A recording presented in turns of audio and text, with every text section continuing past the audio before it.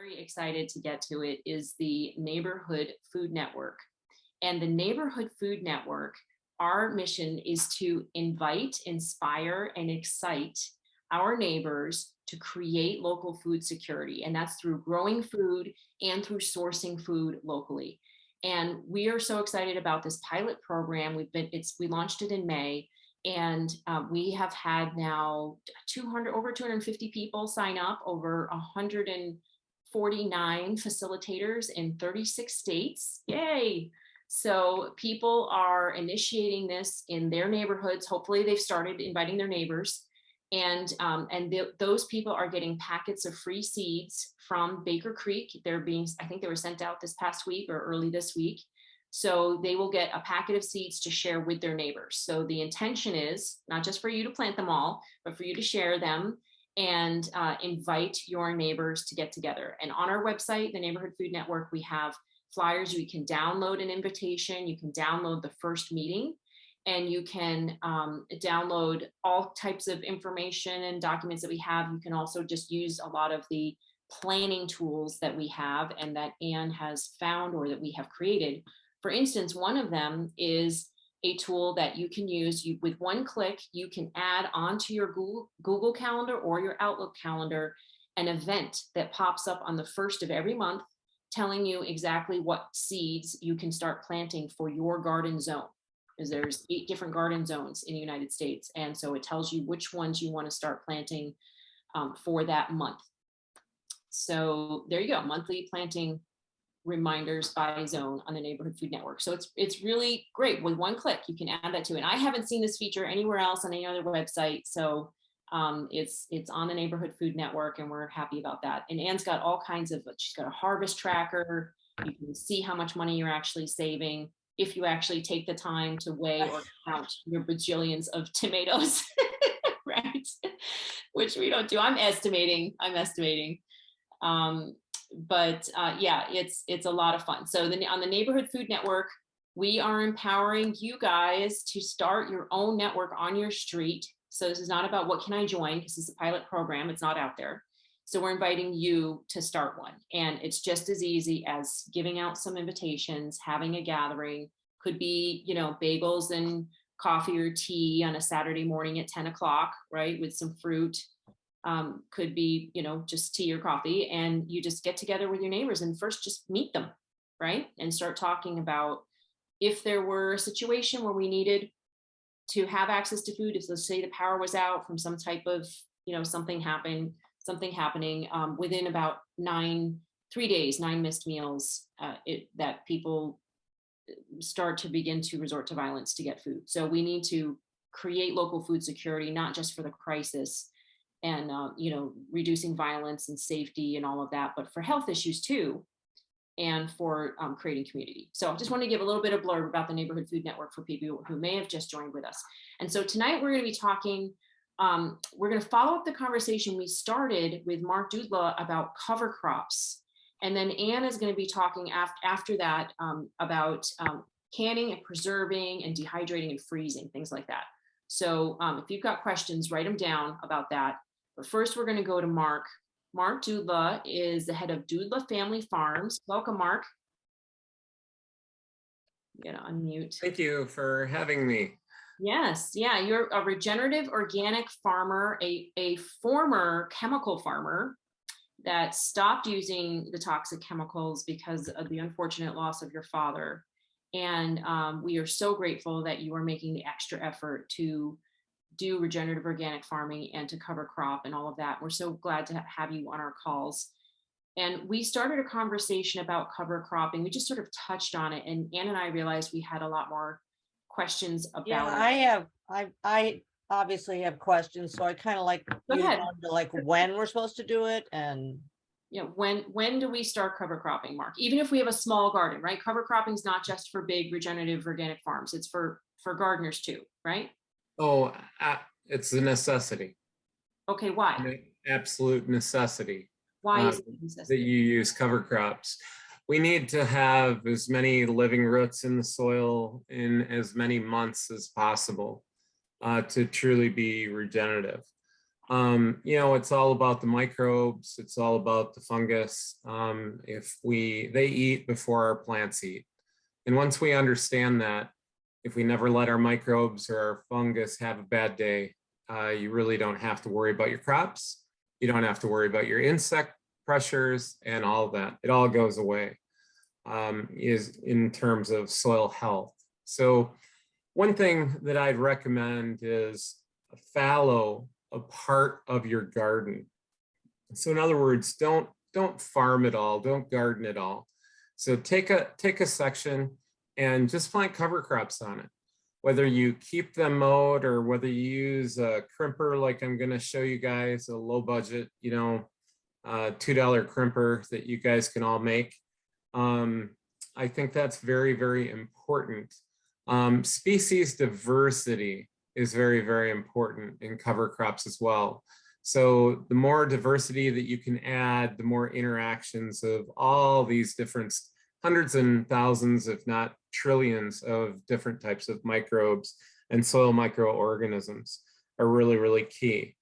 So one of the things that I'm going to suggest to this group, is there anybody out there tired of weeding? Yes.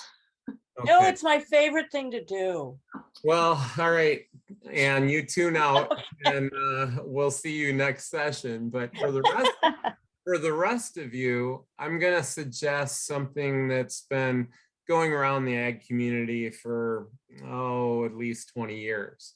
Started with Rodale Institute out in Pennsylvania. Anyways, Jeff Moyer was one of the first pioneers in the United States that built a roller crimper. Do you see a big orange piece of equipment saying crimping purple bounty vetch? Yes, we do. Yep. Okay, so this is how I do it. So this is cereal rye with vetch planted the previous fall. Now you can see that this would be over my shoulders, maybe over my head in places. Wow. We come through with this big roller and crimp it down. So and by crimp, you mean like flatten it. You just break it and flatten it down. Well, if you were to take a straw, say from our favorite food supplier, McDonald's, and bend it in half, right? It makes a crease or a crimp.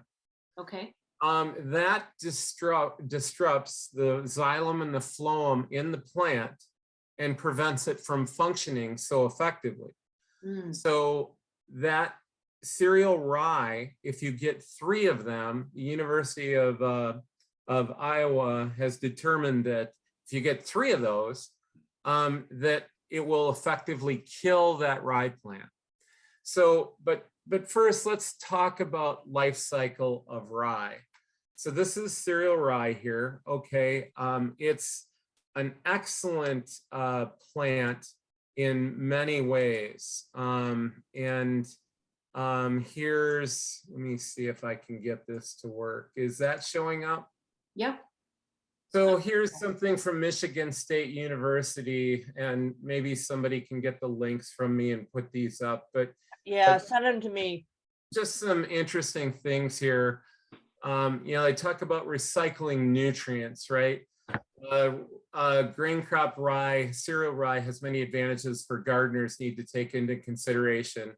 A nutrient catch crop, an erosion reducer, fits many rotations, provides a lot of organic matter, suppression of weeds, suppression of pests, and works well in companion with, legume mixtures. Who doesn't have all of those challenges? Not many of us, right? So anyways, there's some other things that they go into here, but I don't want to bore you with all this, but rye really can work very, very well, and it goes north to south very, very well in all these different growing zones. Hang on 1 second. Hang on. It says right here, rye has an allopathic effect on many weeds, meaning it performs like a natural herbicide to inhibit germination of some weeds. Rye is known for outcompeting weeds especially small-seeded, light-sensitive annuals such as lamb's quarters, red root pigweed, velvet leaf chickweed, and foxtail. Holy cow. Who doesn't have those problems? Yes, absolutely. absolutely. Do you have some of those on the list? Of our weeds? Yeah. Probably. I found, I typed in the link and I'm putting it into the chat. Oh, thank you so much. I'm not so tech savvy, or certainly not as fast as you're able to do it. So anyways, rye is really an amazing plant. So now you're probably thinking, well, you know, I don't really have this machine, right? And so why is he showing me this? How am I going to do it? So here's a lady that went out and built her own. Is this showing up? Yes. Yes. Oh, great. Okay, thank you. So anyways, this is a simple 2x4, has an angle iron, probably an 1.5 angle iron, 1.5 by 1.5, maybe inch by inch, right? And has a simple rope attached to it. And the rope is so you don't break your back bending over, moving into head 3-4 inches, putting all your weight on it and doing that a couple 100,000 times.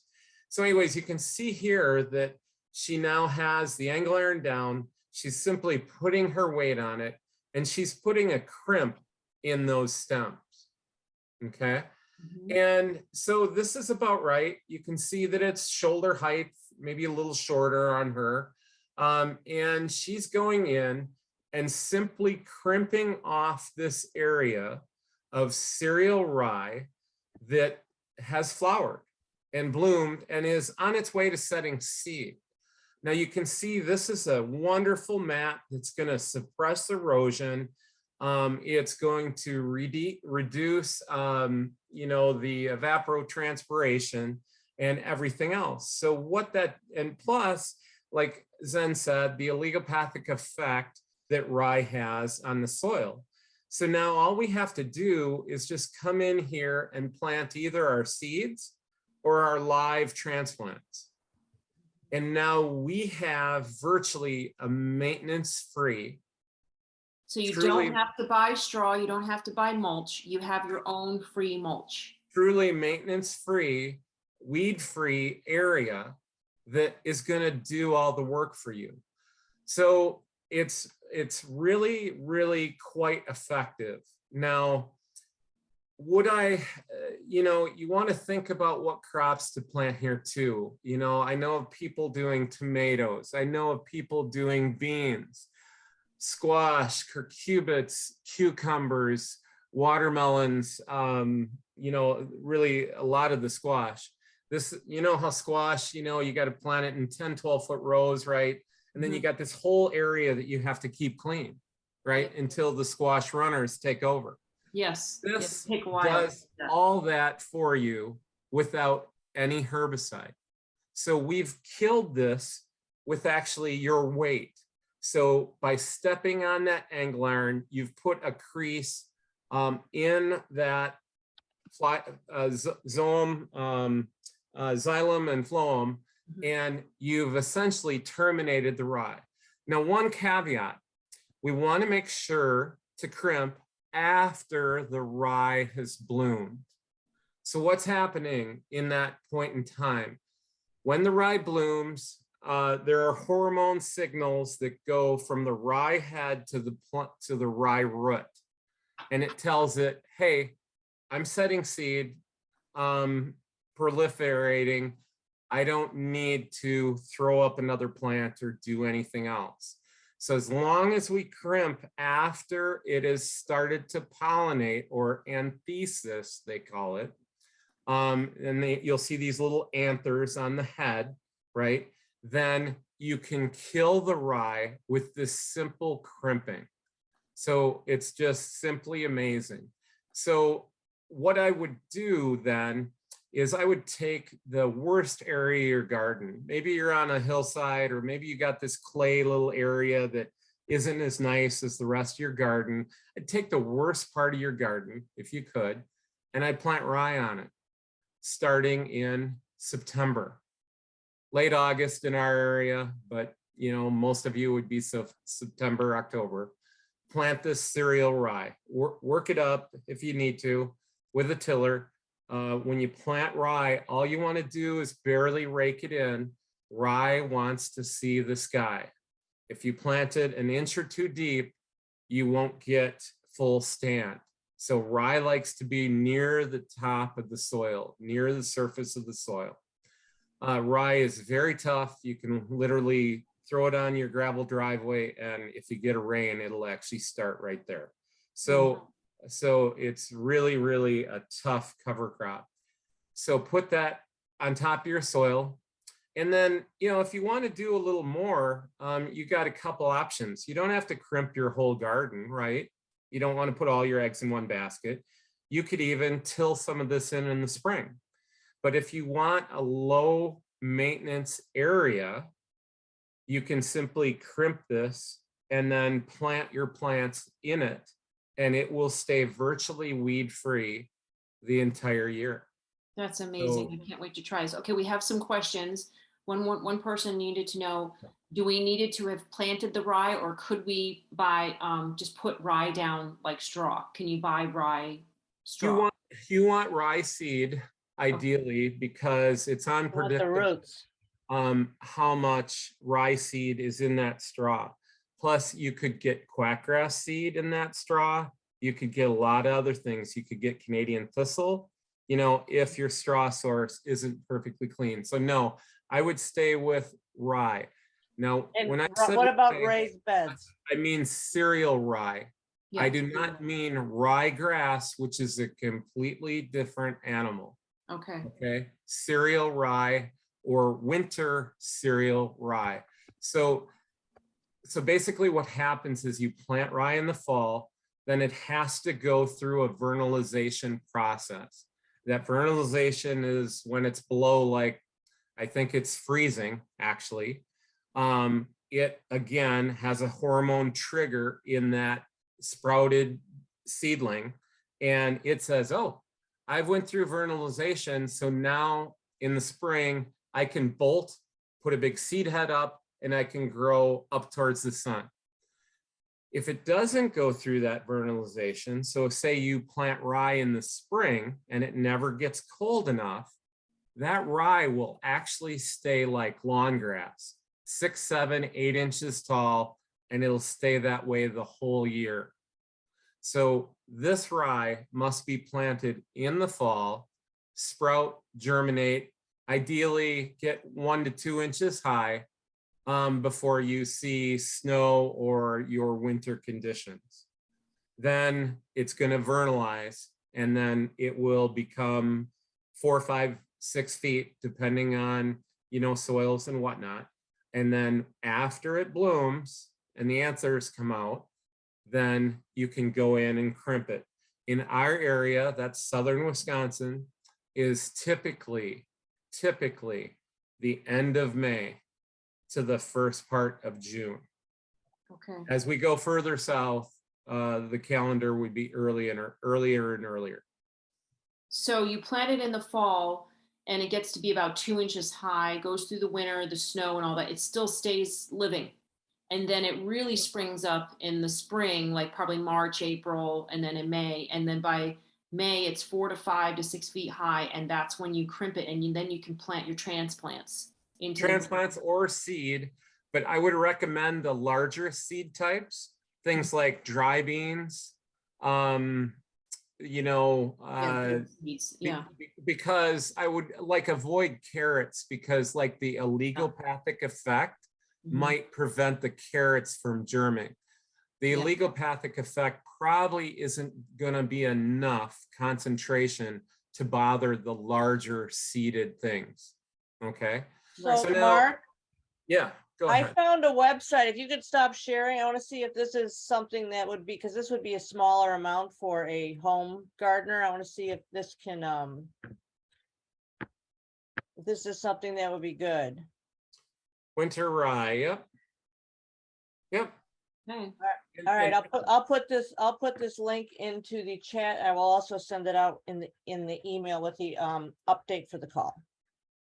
Yeah, so about the seeding rate, we apply, rye is 60 pounds a bushel, and we apply nearly 3 bushel, right? So 180 pounds, right? Divided by 43,560 equals times 1,000. So about 4 pounds per 1,000 square feet. Oh, okay, so But you could go heavier than that. It's a 5-pound bag would probably be good for most home gardeners. yeah. And what's 1,000 square feet? 100 by 10. 10 by 100, right? So, you know, That's and- about an average homes gardener, you know, that's, Yeah. that's. And somebody asked, is this okay to do in raised? I don't see why it wouldn't be, but is it okay to do in raised beds? yes. Yeah. It'll be maybe a little unsightly, right? Because you're going to have something 5 foot tall growing there, and then you're going to crimp it down. And you might want to, in your raised beds, work towards the center. So work your edges towards the center when you crimp. That way it's not laying over your boards or your raised bed, right? Right, yeah. It kind of looks kind of tidy and neat. So you're going to have to pay Yeah. attention to how you crimp it, what direction you crimp it. So the rye has bloomed. Those heads, don't they make seeds that then plant more rye? Right. They would, but you've effectively terminated it mechanically by crimping it, and you haven't needed the use of a herbicide like glyphosate. Right, okay. I have a question. We had a 4,000 square foot field that my husband tilled. It was in a really nice area where things were growing very lushly. We thought that's a great place for, you know, the grasses were like 2-3 feet high, probably Johnson grass. And so we tilled it and didn't do anything else to it. We planted in it. We did put some straw around the Three Sisters, you know, the mounds and all that, but a lot of the other areas, we just didn't get enough straw. So it grew, the grass is now like 3 feet high. And my son just went out and weed whacked it. I probably should have waited, but can we plant in the, because, you know, it's overtaking, it's like choking our sweet potatoes and stuff like that. So can we plant the rye in the fall, even though there's a whole bunch of weed whacked grass? Is it gonna? I guess not knowing if that's perennial, if that's going to come back at you right away in the spring, Yeah. I would do some tillage prior to planting the rye. Okay. I want you guys, your first taste of this to be successful, right? Yeah. And if you plant into quackgrass and Canadian thistle and Johnson grass and these perennials, the rye only can do so much, right? So I would suggest this first time out of the gate to actually just do some light tillage, try to kill everything that's there if you can. I think You I'm can going to use Howard's product first, the weed terminator, to kill it and then till it. You could also use a tarp. You could also use plywood, you know, non-treated wood, right? There's many different ways that you could kill off perennials there or whatnot. But I would do that, and then I would rake in the rye, you know, lightly. It doesn't have to be very deep. And some people use a garden tractor and literally a fence, right? They drag a fence, a chain link fence on the ground, right? And that's enough to incorporate the rye. So there's a variety of things that you can do. If you have some manure or a nitrogen source, that would be beneficial. I don't want to make this too complicated out of the gate, so I'd stay with rye, but I add vetch. I add other legumes, and vetch will also kill. Vetch is the #1 nitrogen producer out of most of the leguminous cover crops. So, but there's a saying that a lot of farmers have: once you plant vetch, you always have vetch. So I don't want that to become a noxious weed for you, because in some states, it's possible vetch could be a noxious weed, right? Okay. But it's an excellent nitrogen source. So eventually, like if you're wanting to come in here and plant tomatoes, you need nitrogen, right? So if we plant the vetch and the rye together and then crimp it down, now I'm getting a little more technical, but when the vetch has to be flowering and slightly potted before you can kill it with this crimper. Okay, But usually that's the same time that the rye is ready right, to be okay, crimped. Okay. yeah. But let's just stay simple for now, you know, and just do the rye and see how people do. So what about cow? I have a bed that I planted all cowpeas, and it's starting, they're about a foot high now, and I just planted them to improve the soil.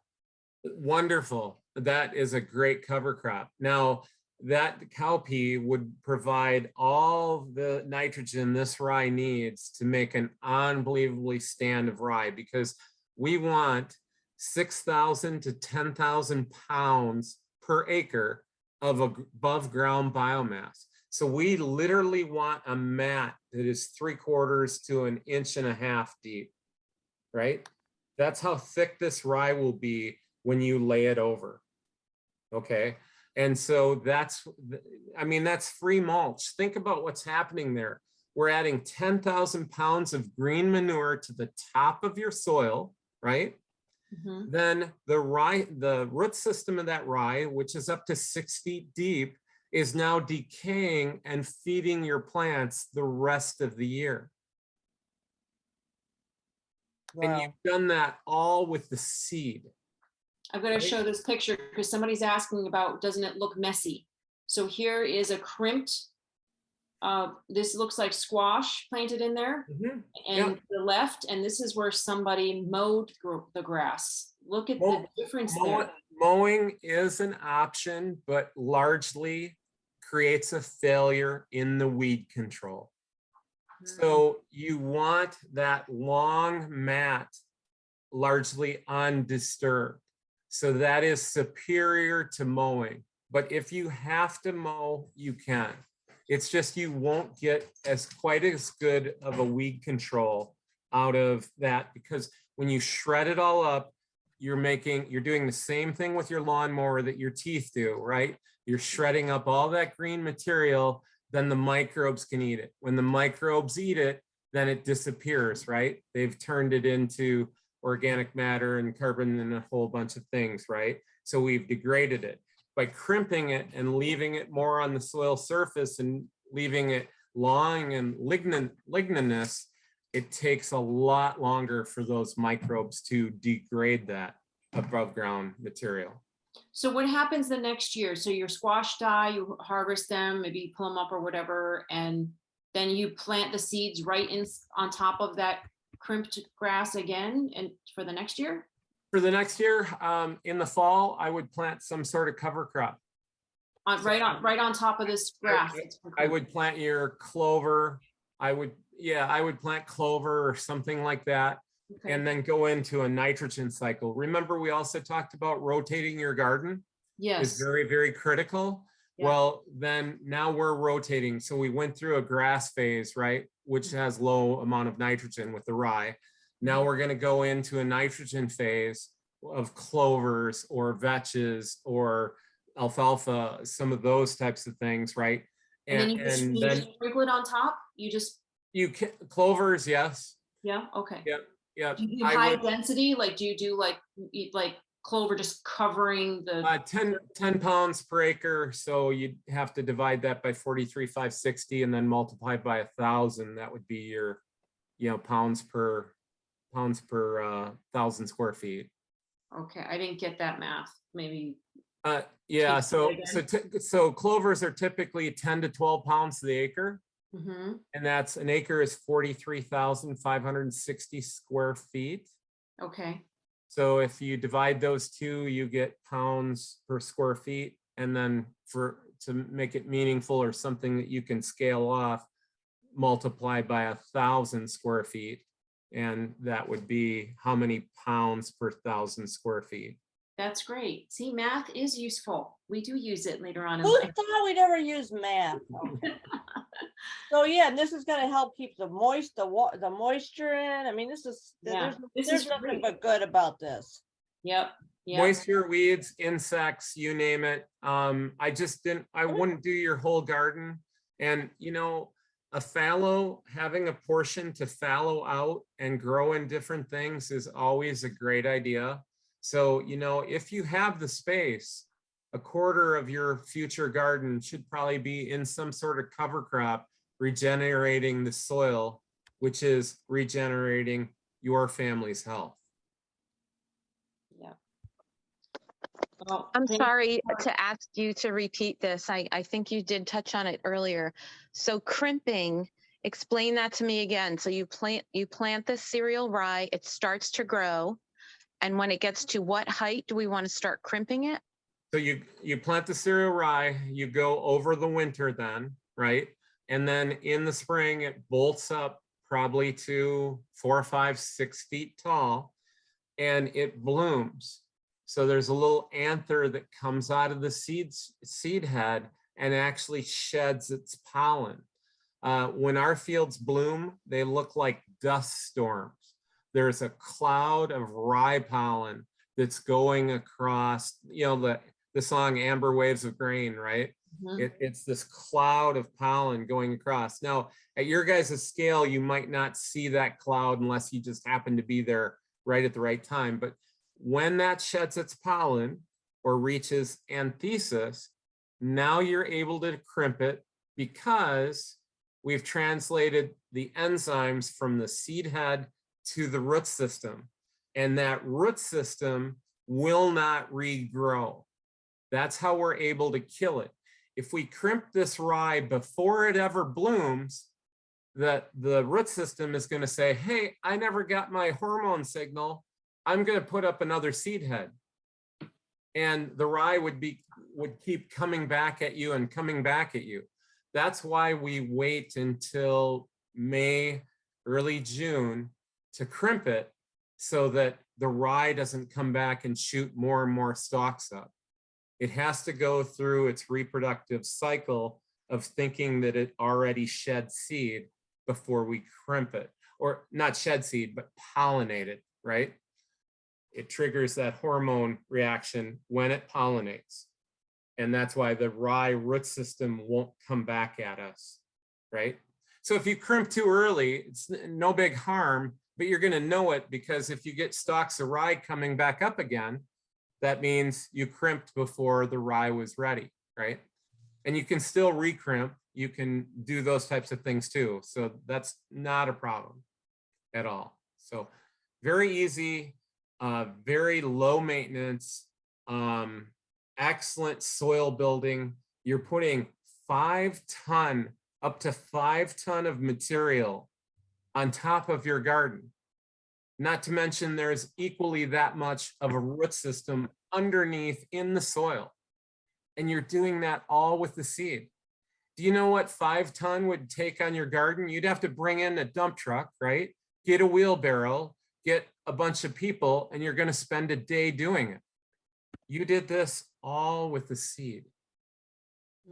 Beautiful. And this piece of metal right here that she has bolted onto the 2x4, what is that? Where can you angle get that? iron? Angle iron. Go to any hardware store and tell them you want an 1 by 1 inch angle iron or 1.5 by 1.5 angle iron.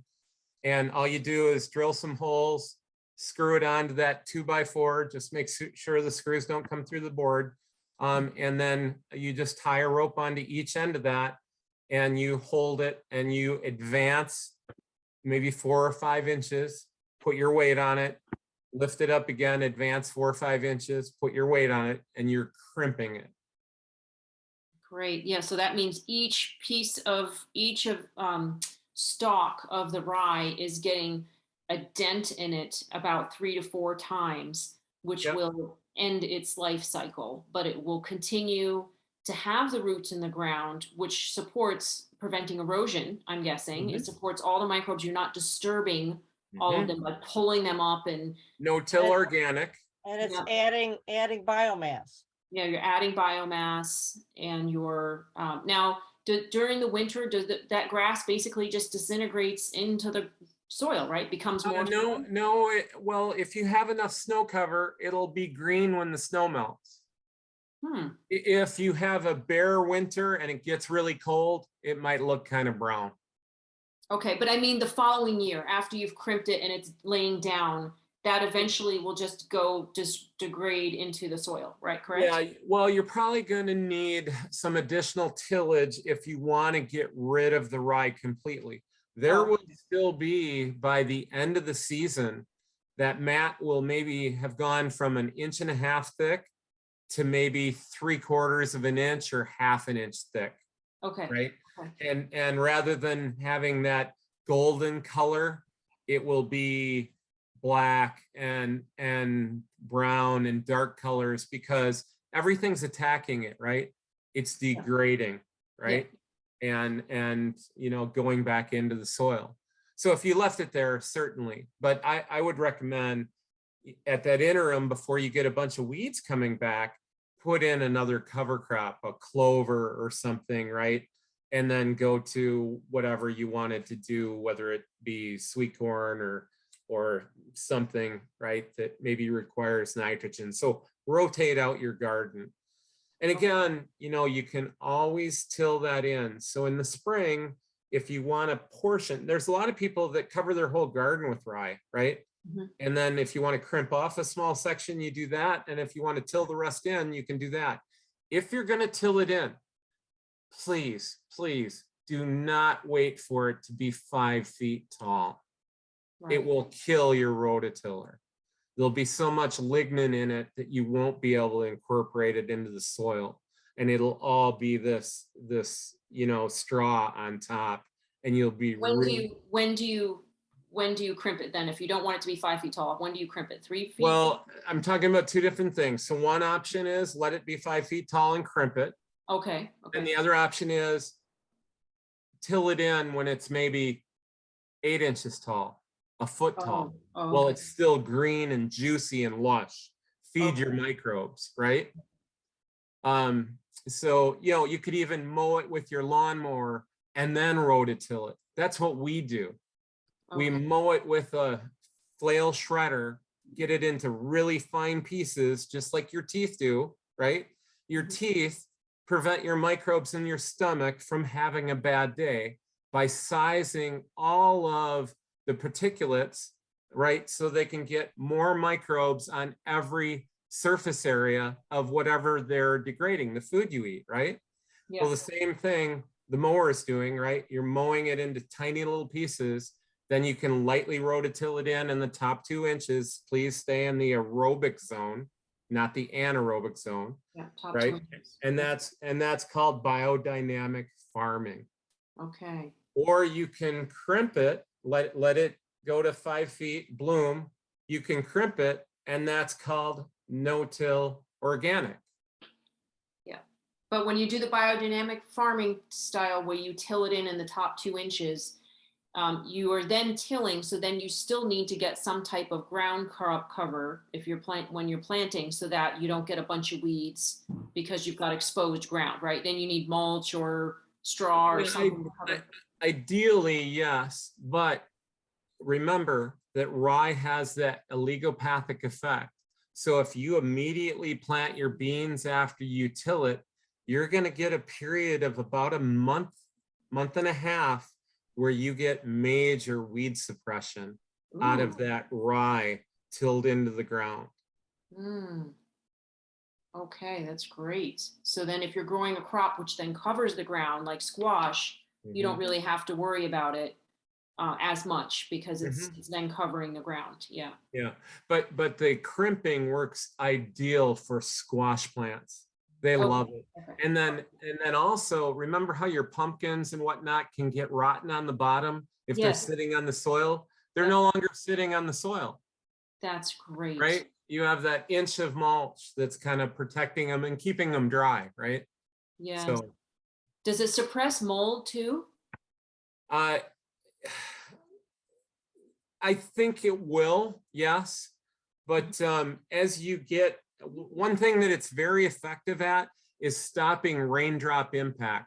So when the rain splashes on the soil, that soil particle splashes up on your plant into a flower and can give your plant diseases. Yeah. Crimp Syria rye eliminates nearly 100% of all those problems. So you should really do it underneath tomatoes then. That's what I was thinking. would be ideal. Now, one hesitancy about tomatoes, you might have to just supplement with a little bit of nitrogen Yeah. or fish or something like that, right? Some organic fertilizer product to make sure that your tomato plants aren't starved. Why? Tell me why. Because the rye doesn't put nitrogen into the ground. Yep. And what happens? So as that rye is there and it's degrading, Mhm. what eats before your plant eats? The The bugs. microbes. The microbes. So if the microbes are busy decaying all of the rye, there will be no excess nitrogen for your tomato plant, and your tomato plant will look yellow and anemic. Right.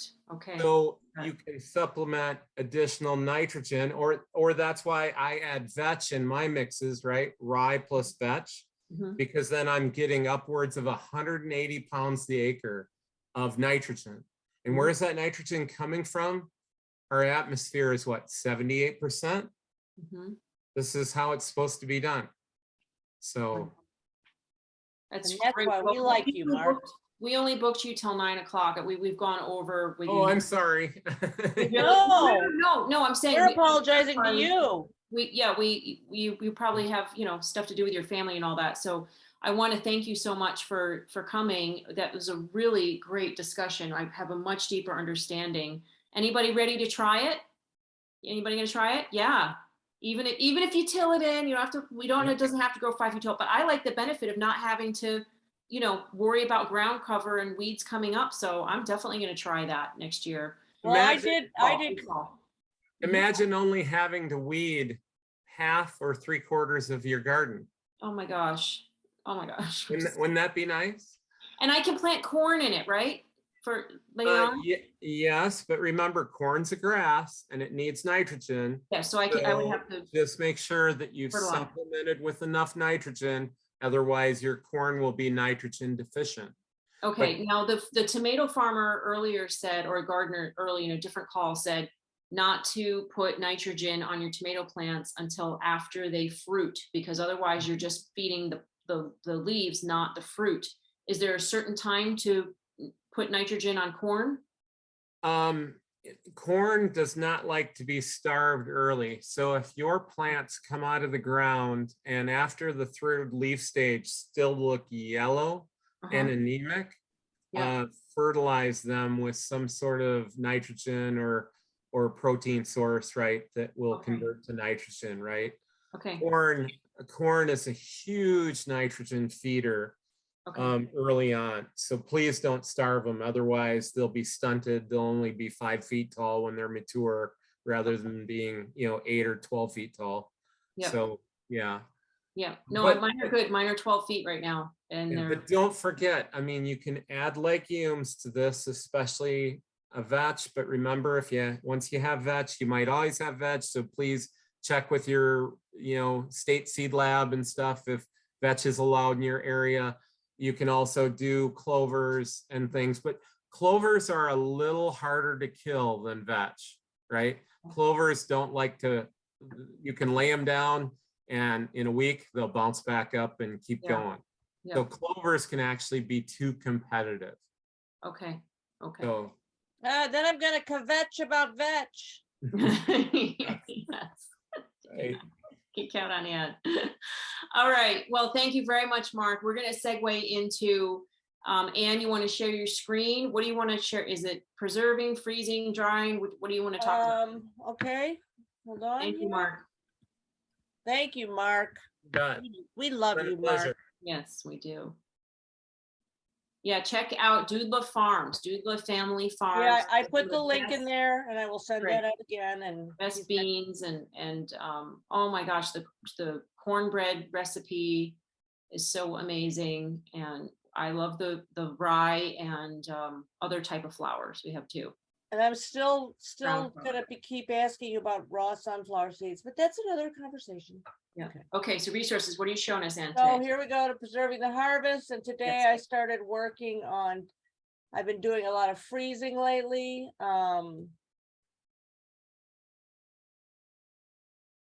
Look at that. These are all pictures from your garden, aren't they? Your produce. Yes, they are. Woohoo! Look at how beautiful. Look at The those colors. tomatoes are coming in fast and furious, and so are these are my dragon tongue beans, and then well, those are snap peas.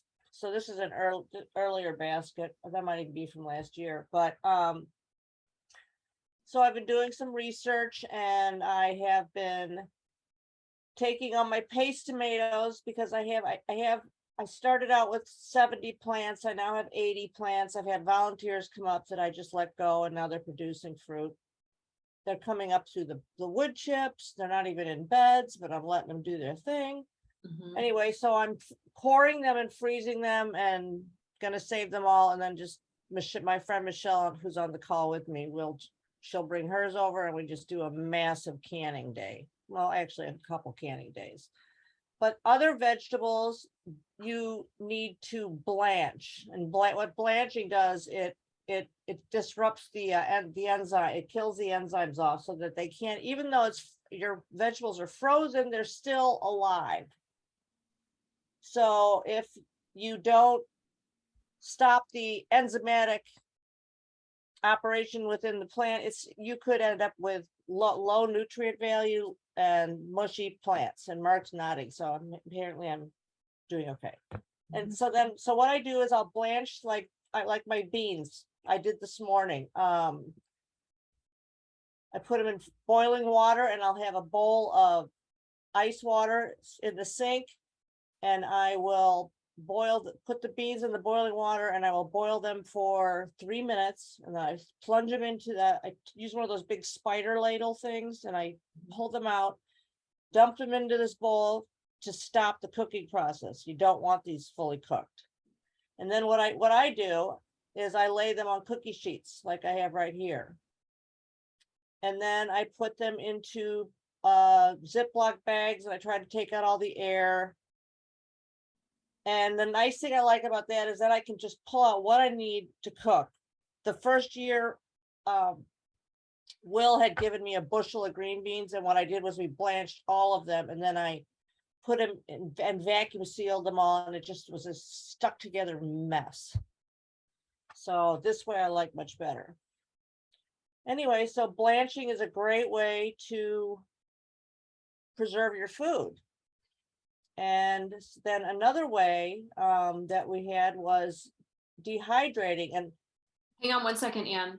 So Yeah. when I want you to point out with the blanching and freezing thing, the animals, the plants, the beans, for instance, are separate in the bag. They're individual. Yes. They're not all shoved, frozen. That's why if you freeze them on the cookie sheet, and then once they're frozen, I put them on silicone sheets, and I'll just pull up the silicone sheet and kind of shake it around, and then I just dump them all into a Ziploc bag. That way they're all separate.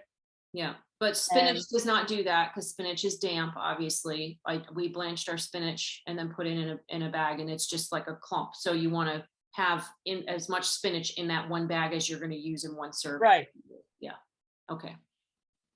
Go ahead. Dehydrating. So then we did some dehydrating, and I kind of wanted to show you this because this was kind of funny. I just took this picture today, and the zucchini I just did, and and this is actually a smaller one. I had 2 that were probably a little bit bigger than this. And what I did was I shredded them in the food processor and kind of squeezed out the water, and then I put them on my dehydrator tray. So the And- zucchini you dehydrated raw. Yes. Okay.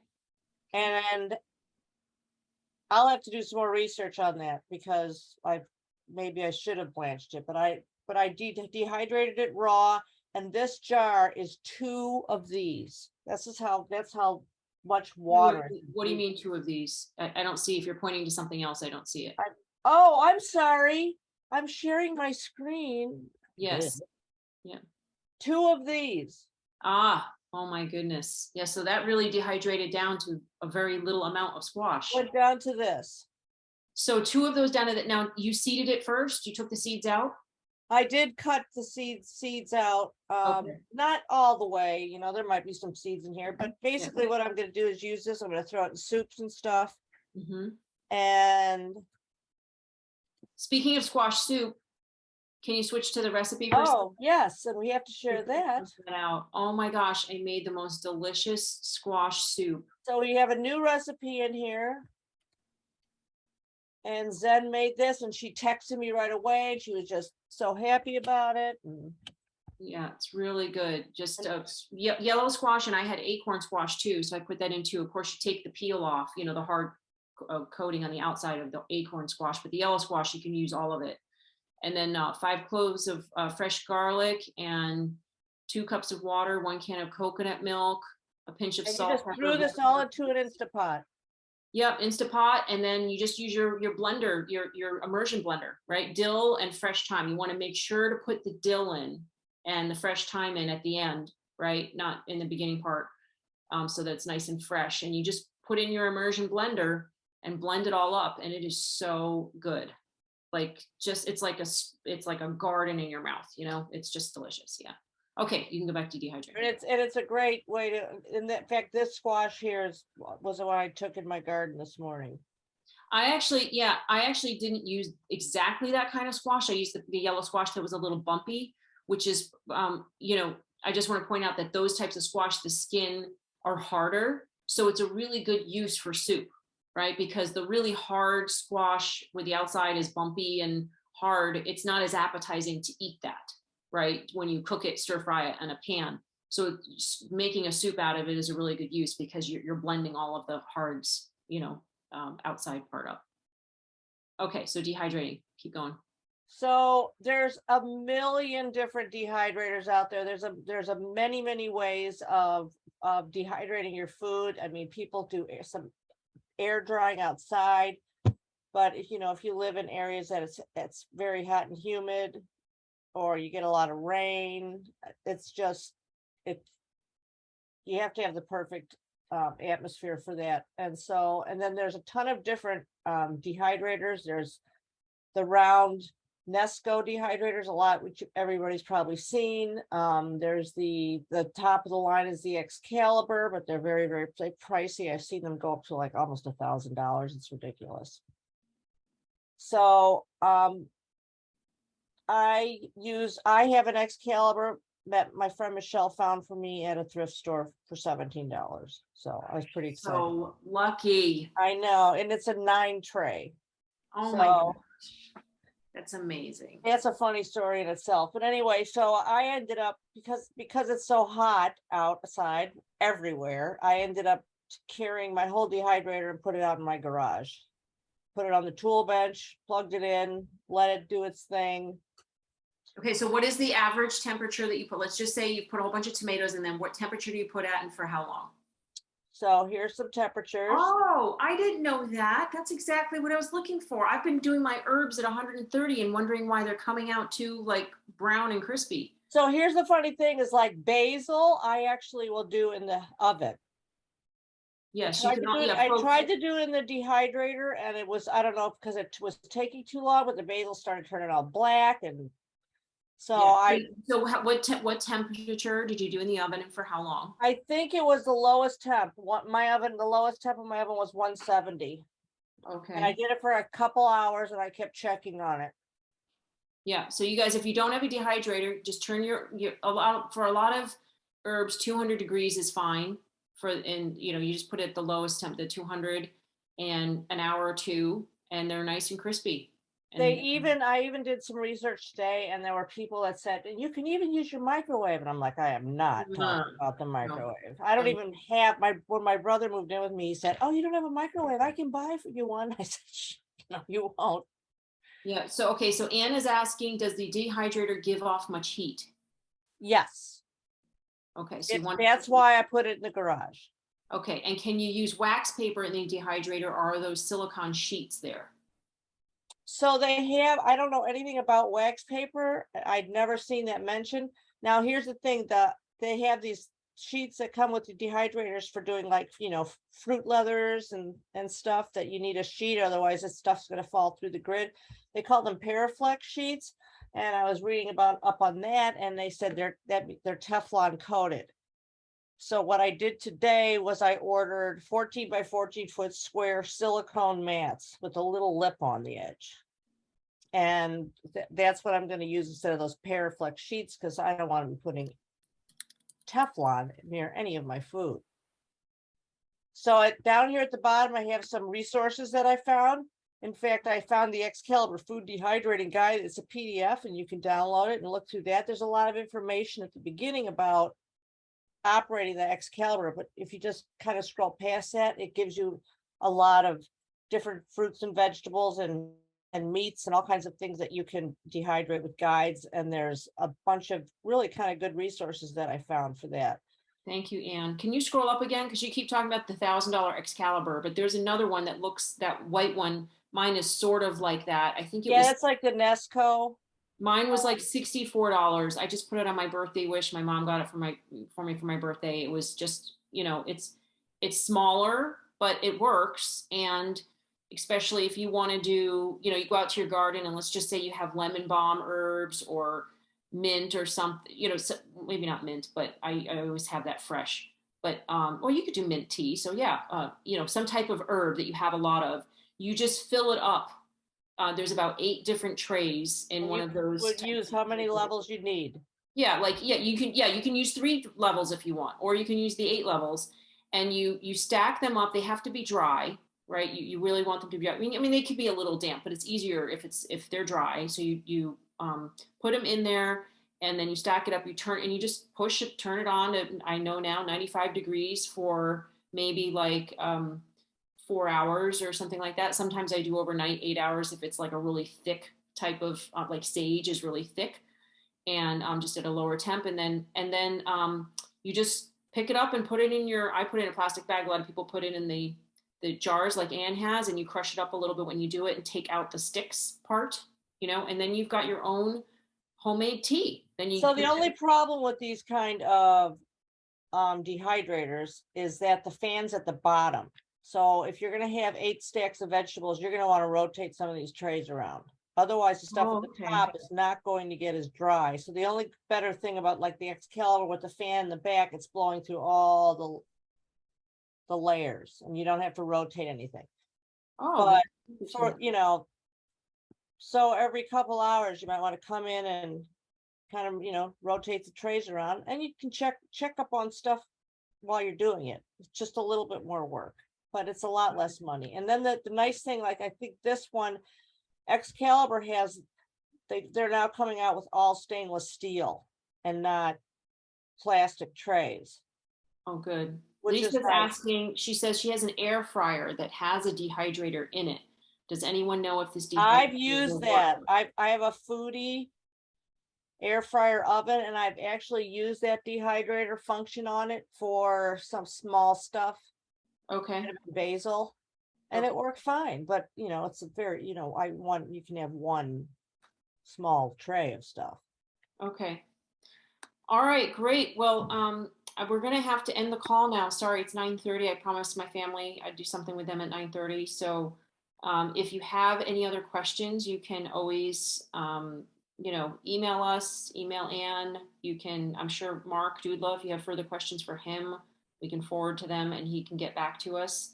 And again, we urge you to go to the Neighborhood Food Network. And if you have not started a Neighborhood Food Network in your neighborhood, please do consider doing that. There are there's so many benefits. What's that? Somebody have a question?